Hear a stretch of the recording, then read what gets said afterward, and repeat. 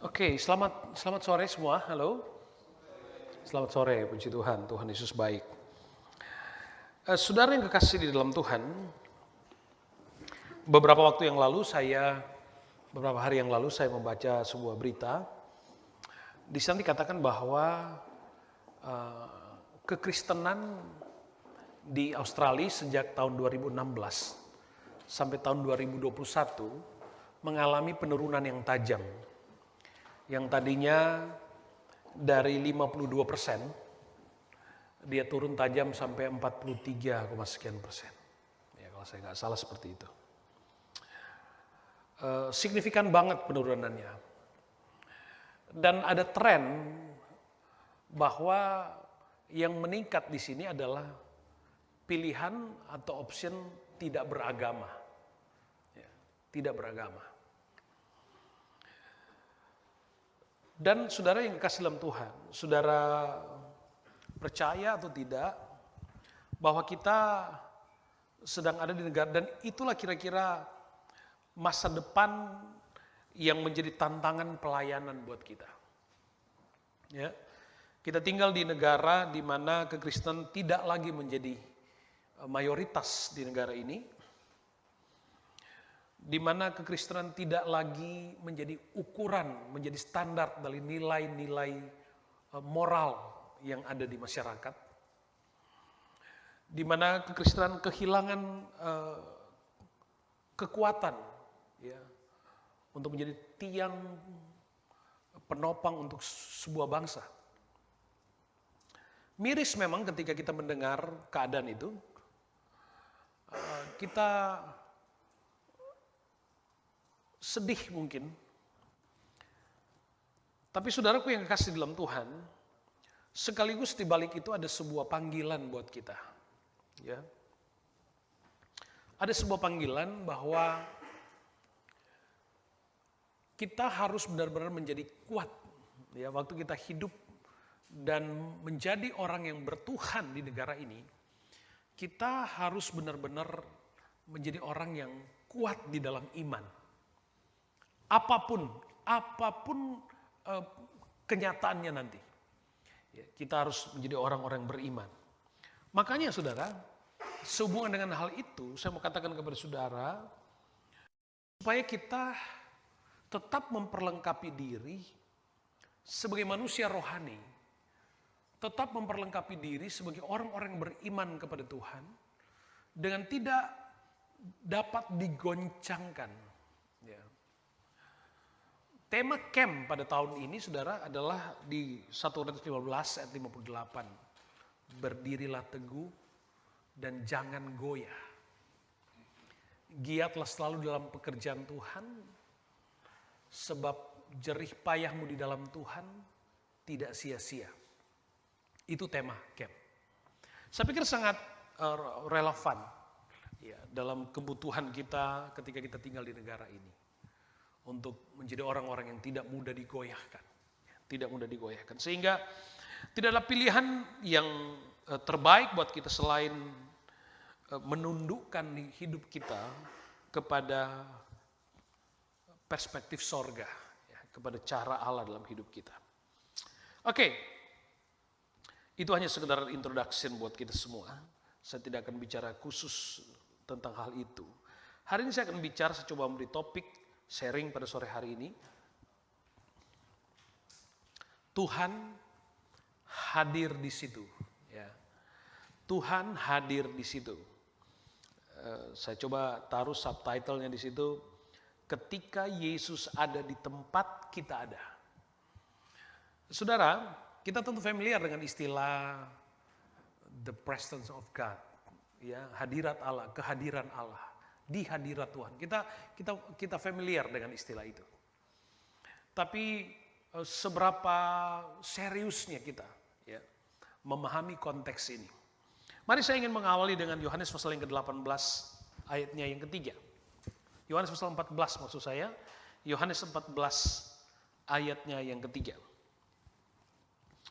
Dan apabila aku telah pergi ke situ dan telah menyediakan tempat bagimu, aku akan datang kembali dan membawa kamu ke tempatku. Perhatikan, supaya di tempat di mana aku berada, kamu pun berada. Sekali lagi, Yesus berkata, aku akan datang kembali dan membawa kamu ke tempatku. Supaya di tempat di mana aku berada, kamu pun berada. Ayat ini terdengar sangat eskatologis. Bicara tentang akhir zaman, bicara tentang sorga, bicara tentang tujuan Tuhan, tentang place, tentang tempat hidup kekal di mana Tuhan sediakan. Dan berita sukacitanya adalah Yesus berkata, ia akan datang kembali. Ia akan datang kembali dan membawa kita ke tempat di mana ia ada. Ya, dia akan membawa kita supaya di tempat di mana aku ada, kamu pun ada, kata Yesus. Saudara, di samping makna eskatologis tadi, saya beriman, saya pun percaya, ini juga memberi makna tentang hati Tuhan terhadap kita sebagai orang-orang yang percaya. Ada banyak ayat di dalam firman Tuhan, bagaimana Yesus berkata, tinggallah di dalam aku dan aku di dalam kamu. Bagaimana Yesus juga berdoa di Yohanes 17, Yesus berdoa supaya mereka menjadi satu sama seperti aku dan Bapa satu. Jadi Tuhan menginginkan sebuah persekutuan. Ya. Tuhan menginginkan sebuah persekutuan. Yesus berkata, di tempat di mana aku ada, kamu pun ada. Itu gambaran atau suasana hati Tuhan. Tuhan ingin supaya di mana dia ada, kita pun ada di situ. Dan sebaliknya, hati Tuhan adalah di mana kita ada, Yesus pun ingin ada, Tuhan pun ingin ada di situ. Ya. Hati itu gambaran dari suasana hati Tuhan. Tuhan mau ada di tempat di mana kita ada. Saudara yang kasih dalam Tuhan, kita bisa melihat itu gambarnya. Ketika Yesus berkata, aku akan datang kembali membawa kamu ke tempat di mana aku ada, supaya kamu pun berada. Itu tujuan. Saya selalu berulang kali mengatakan, bahwa hidup keimanan kita kepada Tuhan, jangan berhenti kepada kehidupan di dunia saja. Kepada kebutuhan dunia saja. Kita harus melihat kepada tujuan akhir yang Tuhan sedang setting buat kita secara permanen. Bahwa ada tujuan di mana Tuhan katakan, aku akan datang dan bawa kamu ke tempat di mana aku ada, kamu pun ada. Dan itu gambaran suasana hati Tuhan. Yesus ingin, Yesus mau, Yesus suka banget ada di tempat di mana kita ada. Yesus menginginkan persekutuan. Tidak ada hal yang lain yang Tuhan inginkan dari hidup kita selain kasih kepada Allah. Sebuah persekutuan yang intim dengan Tuhan. Itu maunya Tuhan. Yesus berkata hidup kita ini adalah bait, adalah rumah. Ya. Kita disebut sebagai the temple of God. House of the Lord. Itu kita. Kenapa? Karena semangat itu tadi, Tuhan senang ada di dalam hidup kita. Mari saya ingin mengawali dengan beberapa kisah dalam firman Tuhan. Ketika Yesus ada di tempat kita ada, ketika Yesus hadir di mana kita ada. Yohanes pasal 2 ayat 1 sampai ayat yang ketiga. Pada hari ketiga ada perkawinan di Kana yang di Galilea dan ibu Yesus ada di situ. Yesus dan murid-muridnya diundang juga ke perkawinan itu. Ketika mereka kekurangan anggur, ibu Yesus berkata kepadanya, mereka kehabisan anggur. Kita tahu akhir cerita ini. Kemudian Yesus mengubah air menjadi anggur. Lalu kita mengenal ini sebagai mujizat pertama yang Yesus buat. Yesus mengubah air menjadi anggur. Kita suka dengan kisah ini. Seolah-olah bahwa puncak dari kisah ini ada kepada air yang berubah menjadi anggur. Saudaraku yang kekasih di dalam Tuhan, perhatikan baik. Kenapa itu bisa terjadi? Kenapa air bisa berubah menjadi anggur? Apa explanation-nya? Kenapa? Ada kisah di situ bahwa saat itu sedang ada perjamuan kawin, dan perjamuan kawin di zaman itu adalah bicara tentang status sosial. Dan dalam sebuah perjamuan kawin selalu dipersiapkan sebaik mungkin. Tapi kemudian kita dapati bahwa dalam perjamuan itu kemudian tiba-tiba mereka habis kehabisan anggur. Saudara bayangkan persiapan pesta perkawinan yang sudah dipersiapkan secara matang.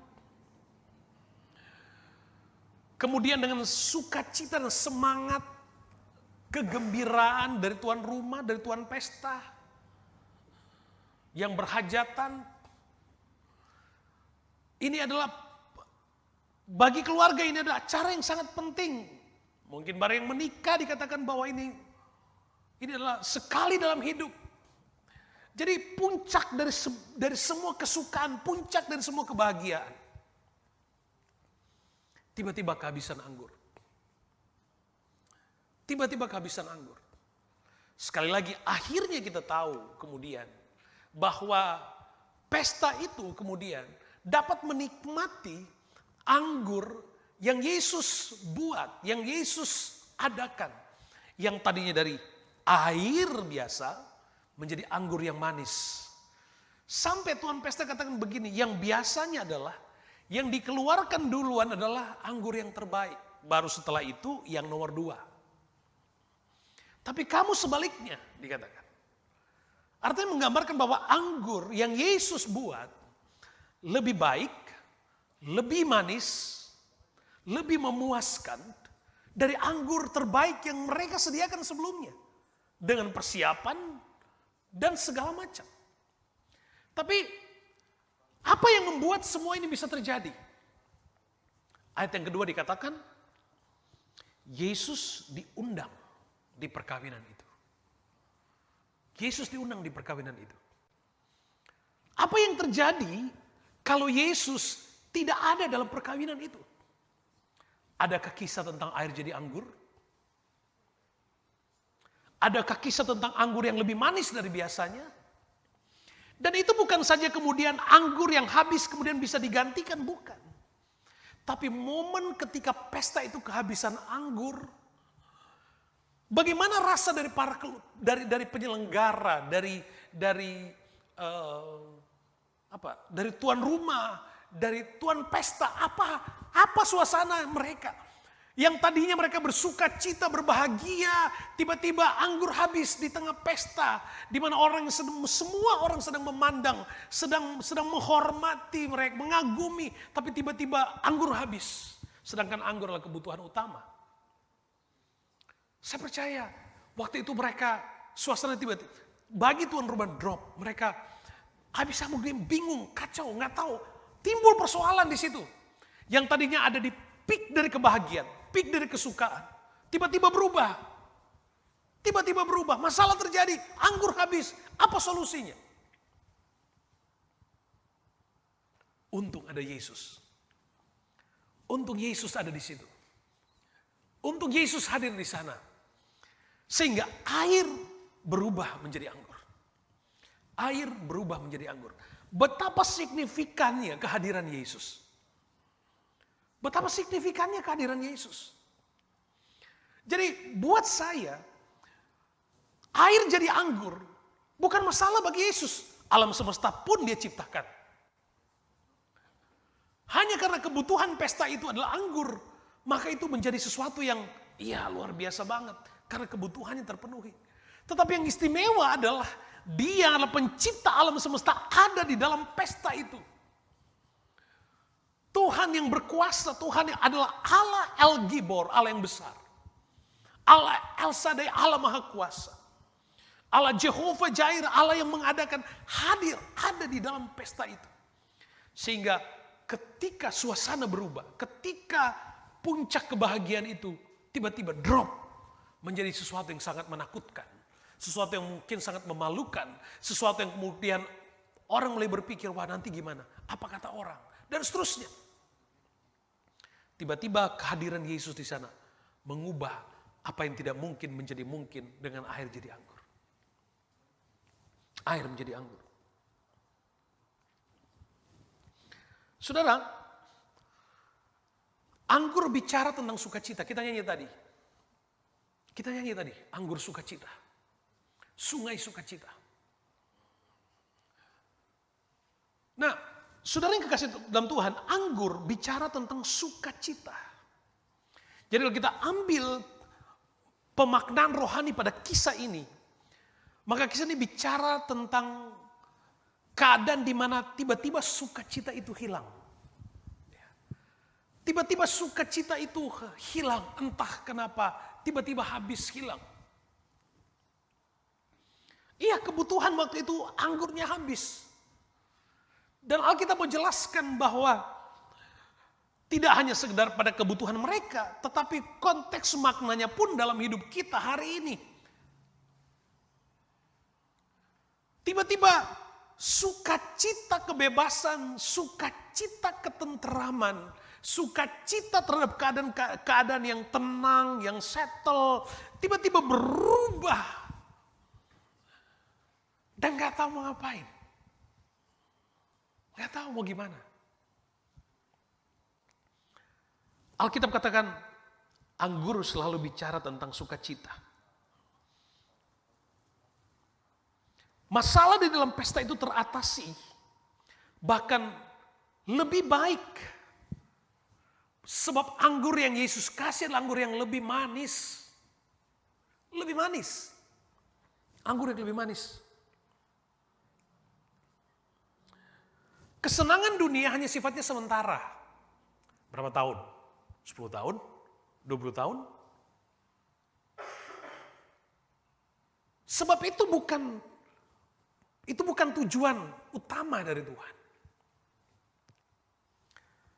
Tetapi kesenangan dari Yesus sumbernya mujizat, sukacita yang besar, lebih manis.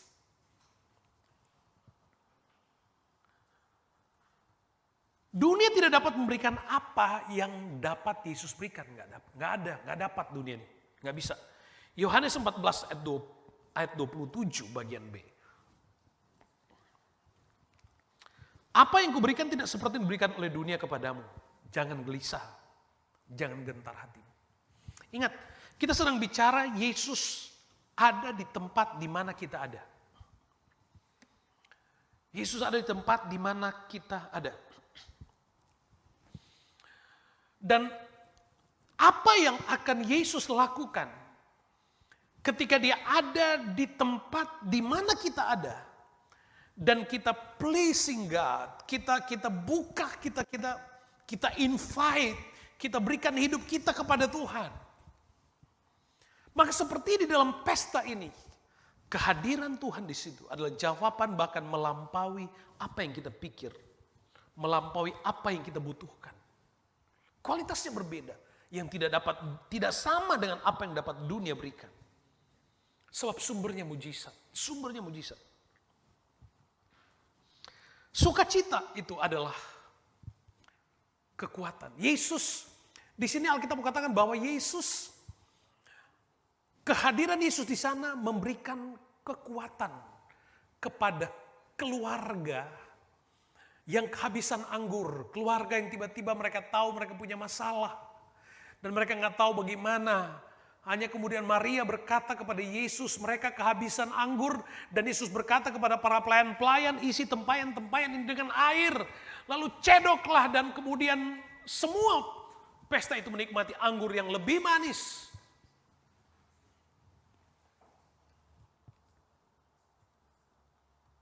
Nehemia pasal 8 ayat 11. Jangan kamu bersusah hati, sebab sukacita karena Tuhan itulah perlindunganmu. And do not be grieved, for the joy of the Lord is your strength. The joy of the Lord is your strength. Itu bukan saja tentang kebetulan, tentang anggur yang kebutuhan mereka, tapi Yesus sedang bicara bahwa pada titik yang sangat limit sekalipun, bahkan flat, nothing is there. Yesus mengubah air yang sama sekali tidak ada dasar untuk bisa menjadi anggur. Tapi Yesus tiba-tiba ubah seketika air menjadi anggur. Kenapa? Karena ada Yesus di sana. Dan itu pun bicara tentang sukacita yang Tuhan berikan menggantikan kekhawatiran dari tuan rumah. Kekhawatiran dari tuan pesta yang mereka nggak tahu mau bagaimana lagi. Tapi kemudian Yesus hadirkan sukacita yang baru. Dan Alkitab berkata jelas, kekuatan sukacita dari Tuhan adalah kekuatan kita. Tuhan menghadirkan mujizat ada jadi anggur, itu pun bicara Tuhan menghadirkan kekuatan di tengah keadaan yang sangat limit, bahkan flat, nothing di sana. Tuhan hadirkan kekuatan dan sumber mujizat itu tiba-tiba menghadirkan suasana yang sangat berbeda. Maka pada peristiwa ini Tuhan ada di sana, di tempat kita ada. Tuhan ada di sana, di tempat kita ada. Dan kehadiran Tuhan di sana adalah Tuhan adalah kekuatan kita. Tuhan adalah, Yesus adalah kekuatan kita. Di tengah keadaan yang gak mungkin, gak bisa habis semuanya. Gak tahu, yang tadinya lagi senang-senang, tiba-tiba boom, gak bisa apa-apa. Ingat, Yesus adalah kekuatan kita. Dan Yesus mau melakukan itu karena Yesus senang. Semangatnya, hatinya mau, di mana kita ada dia ingin ada di situ. Di mana kita ada dia mau, dia ada di situ. Apapun masalah, apapun situasi hidup kita, di tempat di mana kita ada, dia ingin ada di situ. Karena dia tahu. Ada banyak di tema kehidupan kita yang kita nggak tahu tiba-tiba terjadi. Dan kasih Yesus adalah ingin hadir di mana kita ada. Untuk apa? Sebagai perlindungan. Untuk apa? Sebagai kekuatan. Itulah makna dari Yesus hadir di tempat di mana kita ada. Dan itu keinginannya. Itu keinginannya. Yesus mau melakukan itu. Yesus mau karena itu hatinya. Itu hatinya. Jadi kenapa kemudian air jadi anggur? Kok bisa? Ya, karena Yesus ada di situ. Karena Yesus ada di situ. Kalau Yesus ada di situmu, kalau Yesus ada di tema hidupmu, kalau Yesus ada di area hidupmu, di titik yang paling rendah sekalipun, alami. Dari sumber-sumber yang irasional, Tuhan akan ubahkan itu menjadi hal yang menjadi kekuatan dengan penuh sukacita. Nikmati Tuhan di sana. Nikmati Tuhan di sana. Bandingkan saudara dengan kisah yang lain. Injil Yohanes pasal yang ke-11 ayat 20. Injil Yohanes pasal 11 ayat 20 dan 21. Perhatikan baik. Saudara, di Injil Yohanes pasal 11 ini bicara tentang mujizat Yesus menyembuhkan atau membangkitkan Lazarus yang sudah mati, 4 hari mati.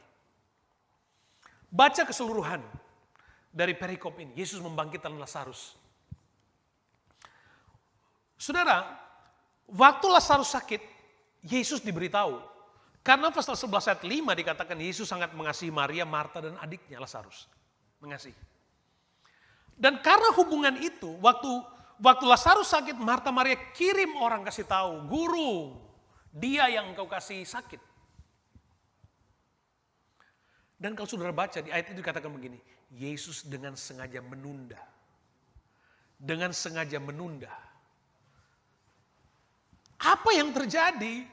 Bagaimana mungkin Yesus menunda sementara di bagian yang sana sedang ada pada situasi yang sangat kritis, sangat membutuhkan pertolongan, kritis.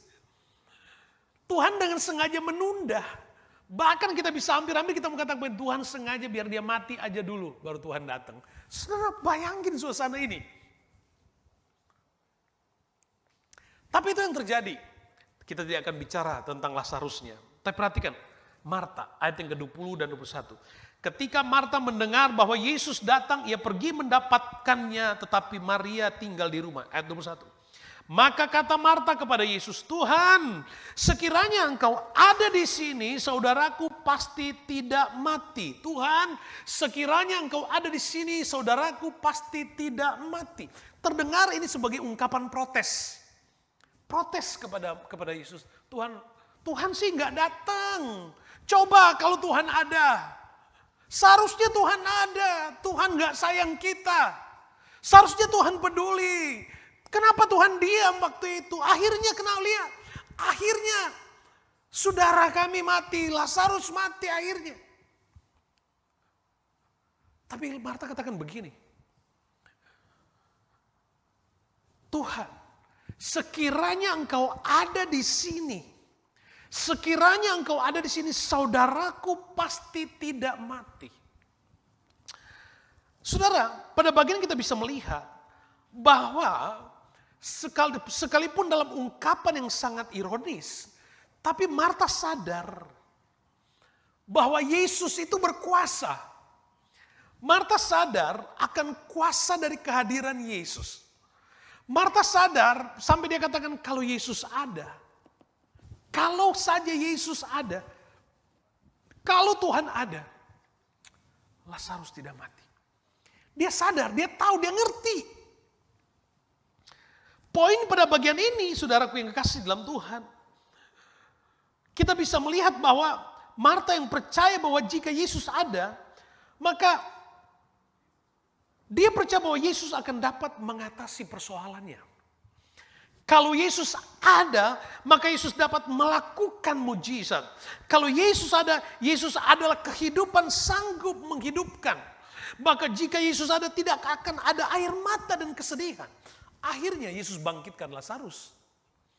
Tetapi poin yang saya mau katakan di sini adalah keyakinan dalam diri Marta yang sadar bahwa di mana Yesus ada, di situ ada kuasa. Di mana Yesus ada, di situ ada kesempatan untuk mengalami jawaban, kesempatan mengalami mujizat, kesempatan untuk mengalami berkat, kesempatan untuk menikmati Tuhan secara penuh terbuka. Memang kita menginginkan Tuhan menjawab doa kita dengan cara kita. Tapi Tuhan selalu bekerja dengan cara yang istimewa. Tuhan tunda 2 hari, dia tunda, bukan cuma 2 hari, Tuhan tunda akhirnya. Nanti sudah hari keempat dia mati. Baru Yesus datang. Yesus mau bangkitkan, Marta masih katakan begini, ya Tuhan aku tahu engkau berkuasa, tapi dia sudah 4 hari meninggal. Sudah bau. Kita lihat cara Tuhan. Kadang-kadang memang itu yang saya katakan minggu lalu. Memang harus ada benar-benar masuk ke dalam. Lalu kemudian baru kita bisa melihat. Berkat di titik yang paling rendah. Sama dengan kisah yang pertama. Yesus ada di sana. Kehadiran Yesus ada di sana. Yesus adalah kekuatan. Di titik yang sangat limit. Enggak ada apa-apa. Yesus hadir sebagai kekuatan di sana. Yesus ada di sana sebagai kekuatan. Yesus ada di sana untuk memberikan kehidupan. Pada bagian ini saudara kita lihat bahwa Yesus ada. Yesus ada di situ. Tujuannya apa? Yesus adalah kehidupan. Menunjukkan Yesus adalah kehidupan. Itu yang kita bisa tangkap dari statement Marta. Dan setelah membaca keseluruhan dari perikop ini. Yesus adalah kehidupan. Yesus adalah kehidupan. Saudara, kisah ini mengajar kita begini. Sekalipun pada akhirnya iman kita atau kekristenan atau orang percaya sampai pada pengalaman seperti kisah Lazarus ini di dalam kubur sekalipun, telah di dalam kubur sekalipun, kalau Yesus ada di situ dan Yesus mau melakukan mujizatnya, maka kubur itu, dari dalam kubur itu akan ada kehidupan. Akan ada kehidupan. Jangankan di titik yang sangat limit, yang sudah mati, dinyatakan mati sekalipun. Tapi kalau Yesus ada di situ, Yesus adalah kehidupan. Katakan amin. Yesus adalah kehidupan. Maka Yesus katakan, saudara, mari kita belajar mengimani Yesus sepenuhnya. Apapun boleh terjadi dalam hidup kita, hari-hari ini apalagi. Ya, apapun boleh terjadi. Tapi ukuran hidup kita tidak diukur dari apa yang sedang terjadi di fakta kehidupan yang kita jalani hari ini. By the time kita menjadi milik Kristus, maka kehidupan kita sepenuhnya ada di dalam tangan Tuhan. Itu di dalam tangan Tuhan. Ya. Tuhan yang pelihara. Oke, kita lompat pada kisah yang lain. Injil Yohanes pasal yang ke-6. Injil Yohanes pasal 6 ayat yang ke-20 dan 21. Saudara, kalau saudara baca keseluruhan perikop ini bicara tentang waktu Yesus minta kepada murid-muridnya mendahuluinya menyeberang danau. Lalu Alkitab ceritakan, murid-murid itu kemudian mendayung, lalu tiba-tiba ada angin sakal. Dan dikatakan mereka kesulitan mendayung. Kenapa? Karena angin sakal, berat banget. Dan di tengah malam.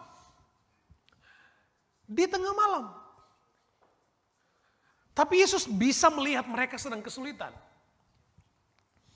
Lalu tiba-tiba Yesus datang, Yesus berjalan di atas air. Datang mendekati mereka. Dan Yesus berkata begini. Ayat 20-21. Tetapi ia berkata kepada mereka, aku ini jangan takut. Aku ini jangan takut. Yesus memperkenalkan diri. Aku ini. Yesus bisa melihat mereka, mereka nggak bisa melihat dia secara penuh. Di tengah malam yang gelap dan dingin. Yesus mampu melihat kesulitan mereka. Yesus katakan jangan takut.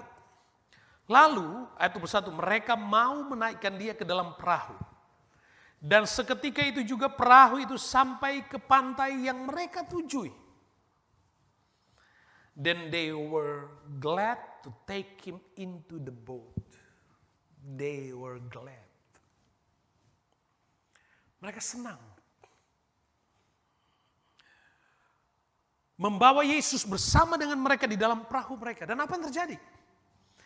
Waktu Yesus ada bersama dengan mereka, waktu Yesus masuk di dalam perahu mereka, waktu mereka mengundang Yesus ada di dalam perahu mereka, waktu Yesus menginjakan kaki di dalam perahu mereka, Alkitab katakan, dan seketika itu juga perahu itu sampai ke pantai yang mereka tuju. Bagaimana mungkin ini bisa terjadi? Di tengah angin sakal, tadinya murid-murid yang kesulitan mendayung, berat sekali, susah banget mendayung. Di tengah malam, padahal murid-murid mereka sangat, beberapa di antara mereka nelayan yang profesional. Yesus datang, mereka kesulitan, mereka di tengah angin. Tiba-tiba begitu Yesus masuk ke dalam perahu, dikatakan mereka senang banget Yesus ada di dalam perahu. Mereka undang Yesus, mereka persilakan dengan sukacita Yesus di perahu. Pada waktu Yesus ada di tempat di mana mereka ada.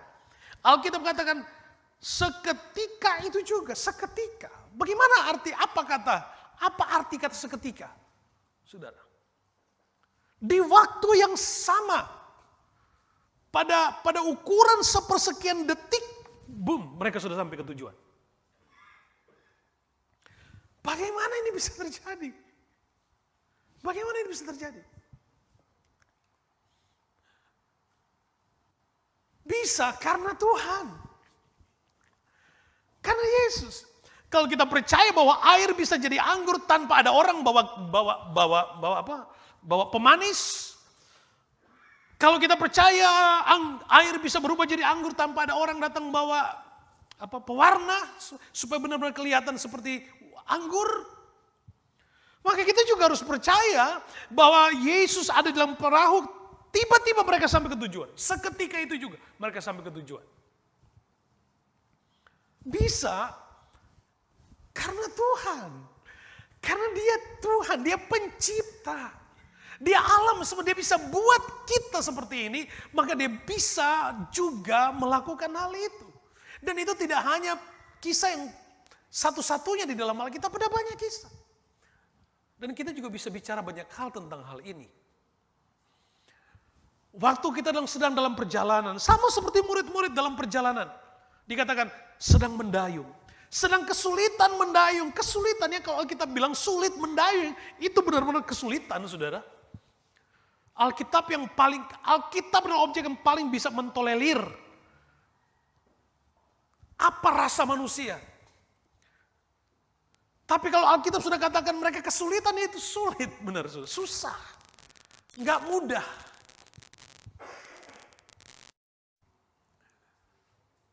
Dan tiba-tiba mereka sampai ke seberang. Ini bicara tentang apa sih, saudara? Dalam perjalanan hidup kita. Saya katakan kepada jemaat di Golkos begini, Tuhan bisa menjawab doa kita dengan jawabannya nanti. Butuh waktu. Bawa sabar dulu ya. Tuhan bisa menjawab doa kita dengan nanti. Tapi Tuhan juga bisa menjawab doa kita lebih cepat dari apa yang kita pikirkan. Tuhan juga bisa menjawab doa kita lebih cepat dari apa yang kita mau. Amin? Halo? Amin?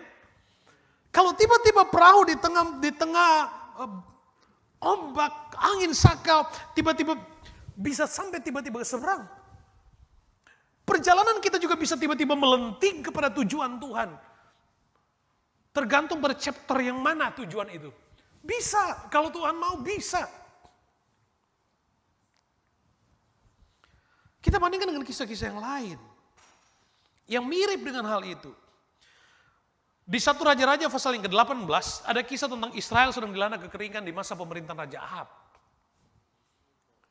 Tidak ada hujan di sana, tidak ada hujan. Tiba-tiba melalui Nabi Elia Tuhan tunjukkan akan ada hujan. Dan hujan yang terjadi itu hujan yang deras sekali, lebat sekali. Elia katakan kepada Ahab untuk mendahuluinya. Tapi apa yang terjadi? Ayat 45, 46, 1 Raja-Raja pasal 18, maka dalam sekejap mata langit menjadi kelam oleh awan badai, lalu turunlah hujan yang lebat. Dan perhatikan, Ahab seorang raja. Ahab naik kereta lalu pergi ke Yisrael. Ahab naik kereta. Itu kudanya, Ahab pasti kuda yang terbaik. Paling kuat, paling cepat. Itu kereta raja bukan? Tapi bandingkan ayat 46. Tetapi kuasa Tuhan berlaku atas Elia. Kuasa Tuhan berlaku atas Elia. Ia mengikat pinggangnya dan berlari mendahului Ahab sampai ke jalan yang menuju Yisrael. Bagaimana mungkin ini bisa terjadi?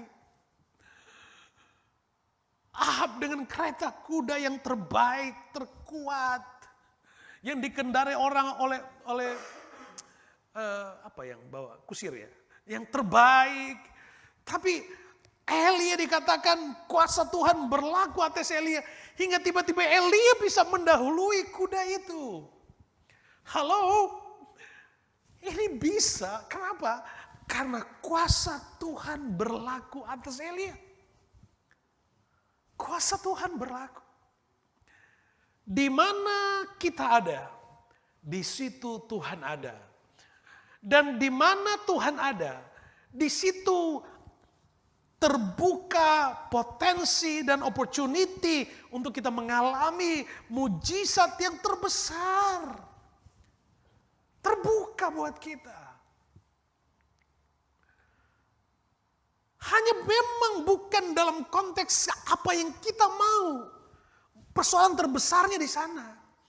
Kita merindukan semua seperti apa yang kita mau. Karena kita pikir itu yang terbaik. Dengar. Bisa saja yang Tuhan jawab itu lebih manis dari yang kita mau. Yang Tuhan jawab lebih cepat dari yang kita mau. Karena Yesus ada di sana sebagai sumber kehidupan. Yesus ada di sana sebagai sumber kekuatan. Yesus ada di sana di mana rohnya secara luas dapat bekerja di dalam kita. Seperti kepada Elia. Kalau roh Tuhan ada atas hidup kita. Haleluya. Maka ukuran dunia yang kita pikir udah the best, udah kalau Tuhan mau semua itu nggak bisa dibandingkan. Elia bisa lewat, mungkin karena kuasa Tuhan, karena Tuhan ada di situ. Itu mungkin karena Tuhan ada di situ. Orang Israel dalam perjalanannya mereka komplain ke Musa, kenapa Musa, kenapa ini harus terjadi? Tapi mereka lupa berapa banyak mujizat yang Tuhan buat dalam hidup mereka. Berapa banyak mujizat Tuhan buat.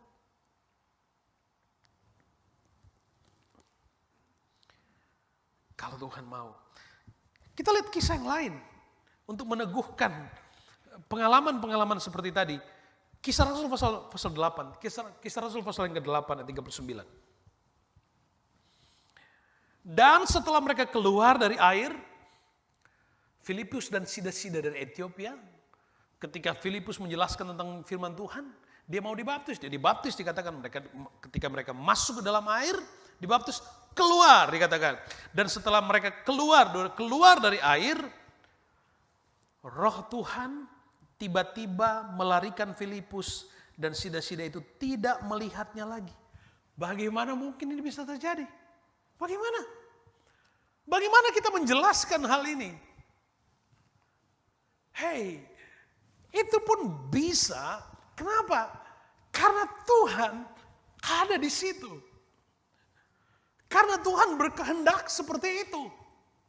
Tiba-tiba Roh Tuhan, Alkitab katakan tiba-tiba melarikan Filipus. Tiba-tiba nggak ada lagi.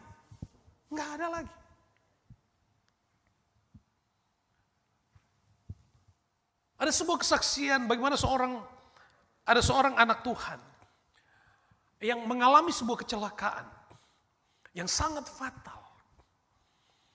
Terjadi tabrakan yang keras, sangat fatal, banyak yang korban di situ. Anak Tuhan ini tiba-tiba dia sudah berdiri di luar. Polisi datang. Mana saksi? Saya saksinya. Bagaimana bagaimana mungkin kamu bisa jadi saksi? Iya, karena saya adalah salah satu penumpang yang duduk di paling depan mobil ini. Kok kamu enggak? Iya, saya juga enggak tahu. Tiba-tiba saya sudah berdiri di luar. Sehat, enggak apa-apa. Bagaimana ini bisa dijelaskan? Kenapa? Karena Tuhan ada di tempat di mana kita. Karena Dia mau. Tuhan mau. Dan kalau Tuhan mau, semua bisa. Amin. Alkitab katakan kalau Tuhan buka nggak ada yang bisa tutup. Kalau Tuhan tutup nggak ada yang bisa buka. Itu otoritas Tuhan. Makanya kita nggak bisa main-main di mana Tuhan ada. Nggak bisa main-main. Sebab waktu Tuhan ada di tempat di mana kita ada. Wow. Anggurnya lebih manis. Kekuatannya lebih strong lagi. Kalau Tuhan mau. Di tempat di mana Yesus ada. Di mana Yesus ada.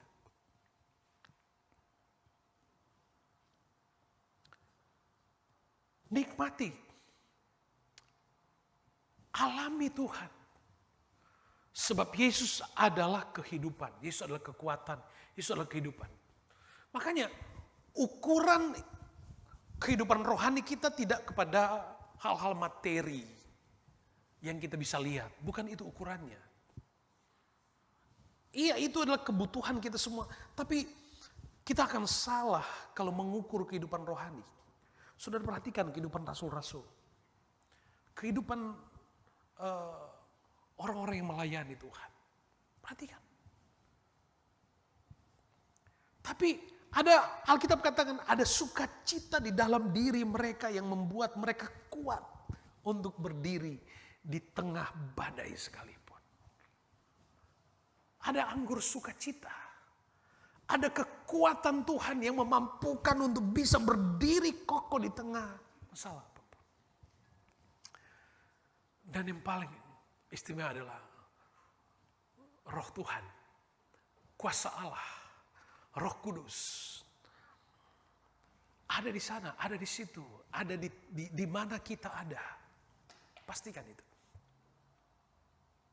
Atau Pada peristiwa yang lain, Yesus bersama-sama dengan murid-muridnya menyeberang danau. Alkitab katakan mereka membawa Yesus bersama dengan mereka. Yesus naik di perahu mereka. Tapi karena di antara murid-murid itu ada nelayan. Mungkin di antara mereka ada yang katakan begini, Yesus kan udah capek. Yesus kan udah pelayanan. Yesus kan ya mujizat bagian Yesus lah. Tapi kalau soal laut, nelayan saya ini pengalaman. Sampai mereka bilang ke Yesus, Yesus sudah di belakang aja tidur. Yesus di belakang aja tidur. Alkitab kata Yesus tidur di buritan.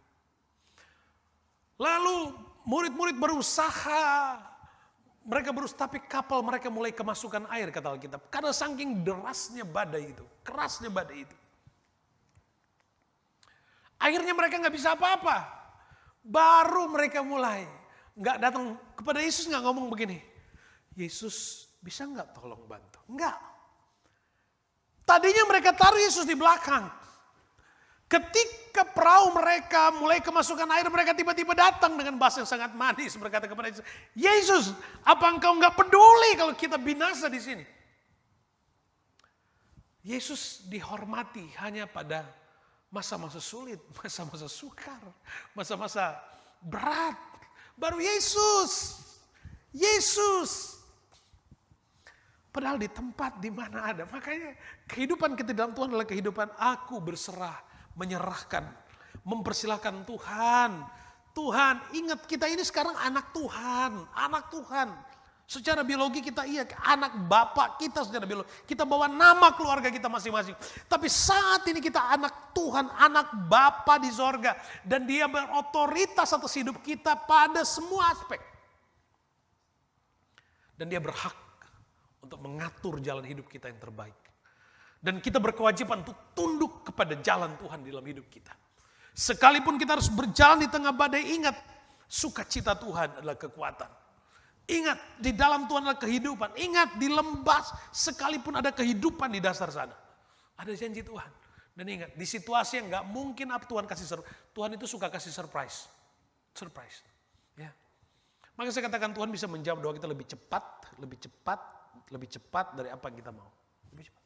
Bisa. Kalau Tuhan mau. Di tempat di mana Tuhan ada rohnya bebas bekerja dan berkarya. Di tempat di mana Tuhan ada bersama dengan kita, kita ada bersama dengan Tuhan Yesus. Makanya Alkitab katakan, tinggal di dalam aku dan aku di dalam kau, maka mintalah. Bebas, Tuhan bebas. Artinya kita menundukkan sepenuhnya Tuhan. Iya Tuhan. Ini bagianku yang aku dapat kerjakan hanya segini Tuhan. Aku udah berusaha mendayung. Tapi memang berat Tuhan. Anginnya keras, aku mendayung. Tuhan please. Come into my boat, come into my life, come into my family, come into my job, come into my business, come into my study. And then boom. Sampai ke tujuan. Sampai ke tujuan.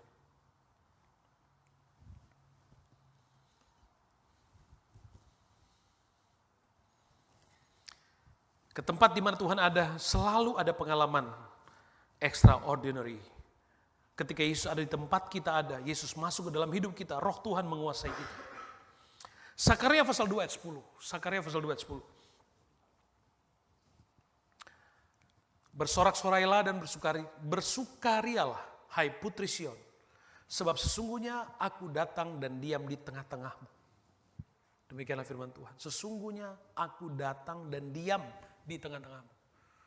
Yesus mau, Yesus senang, Yesus pingin, itu hati Bapa. Dia pingin tinggal di hidup kita karena di Alkitab katakan you are the temple of the Lord. Tuhan mau tinggal di dalam hidup kita. Aku mau berdiam di tengah-tengah kamu. Itu kata firman Tuhan. Itu kerinduan Tuhan.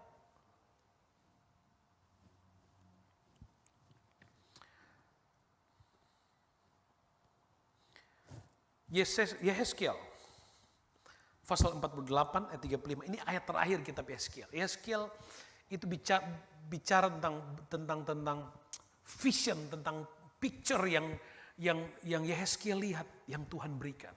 Dan di pasal-pasal terakhir itu bicara tentang sorga. Itu bicara tentang sorga. Pasal-pasal terakhir dalam penglihatan Yehezkiel itu bicara tentang sorga. Bicara tentang sorga. Ayat yang paling terakhir di kitab Yehezkiel dikatakan begini. Jadi keliling kota itu ada 18.000 hasta. Sejak hari itu nama kota itu ialah Tuhan hadir di situ.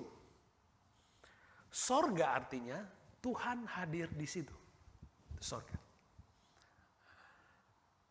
Kalau Tuhan tidak ada di situ, maka itu bukan sorga. Kalau Yesus tidak ada di situ, maka itu bukan sorga. Itu bukan sorga. Saudara yang kekasih dalam Tuhan Yesus Kristus. Tujuan dari pengorbanan Kristus adalah hidup kekal buat kita. Hidup bersama dengan Bapa. Hidup di mana Kristus ada, di sana kita ada. Hidup di mana Kristus ada, di mana kita ada. Ada persekutuan. Dan hari ini pun, kehidupan kita di dunia pun, itu makna yang juga terbuka buat kita waktu Tuhan ada di dalam hidup kita. Kalau Tuhan ada di hidup kita, kalau Tuhan ada dalam hidup kita, kalau Tuhan ada dalam kehidupan kita. Memang pikiran kita ini suka khawatir, takut, khawatir. Emangnya cuma saudara yang khawatir? Saya juga saudara, manusia masih bisa khawatir. Tapi Tuhan mau tanam di dalam hidup kita, ada Tuhan dalam hidup kita, ada Tuhan. Jadi apapun, kalau ada Tuhan dalam hidup kita, Alkitab katakan dalam segala sesuatu Allah turut bekerja mendatangkan kebaikan. Amin. Amin. Alami dan nikmati. Minta sorga turun ke dalam hidup kita. Minta suasana sorga jadi dalam kehidupan kita. Minta sorga Tuhan berikan hatinya buat kita. Tuhan hadir di tempat di mana kita ada. Kalau Tuhan ada di hidup kita, maka Tuhan yang rindu hadir, dia akan hadir di tengah-tengah keluarga kita. Apapun, dimanapun, dalam suasana apapun. Dan kalau Yesus hadir, apapun bisa terjadi. Yang kita lihat di sini, kehadiran Yesus membawa pengalaman yang jauh lebih manis. Kehadiran Yesus membawa pengalaman yang jauh lebih membahagiakan. Ya, menyenangkan. Itu kehadiran Yesus yang gak mungkin bisa jadi. Karena Tuhan hadir. Karena Tuhan hadir. Karena Tuhan hadir. Makanya ibadah harus harapkan kehadiran Tuhan. Itu ibadah. Harapkan kehadiran Tuhan. Supaya ada pengalaman spiritual. Ibadah gereja bukan sekedar pelayanan selesai. Harapkan Tuhan memenuhi hidup kita. Hadir dalam hidup kita. Haleluya. Amin. Berikan tepuk tangan buat Tuhan Yesus semuanya. Haleluya. Puji Tuhan. Kita bangkit berdiri bersama. Kita akan masuk dalam perjamuan Tuhan. Puji Tuhan.